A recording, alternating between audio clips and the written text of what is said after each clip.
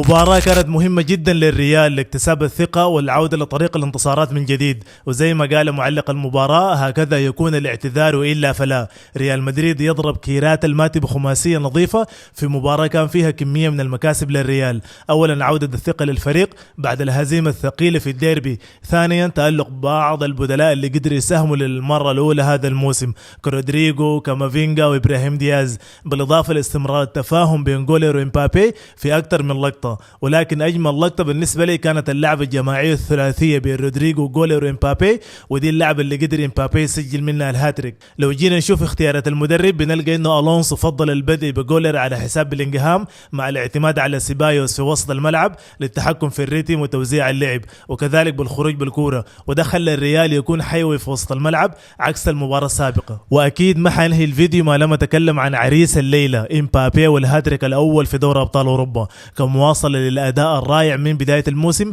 تخيلوا معي إمبابي سجل حتى اللحظة 15 هدف في كل البطولات، ونحن لسه في بداية الموسم ولسه بنقول يا هادي. بكل تأكيد إمبابي حاليا هو الأفضل في العالم. مبروك مدريدستا. أنا زاهر زكريا، وفي الختام أحلى سلام.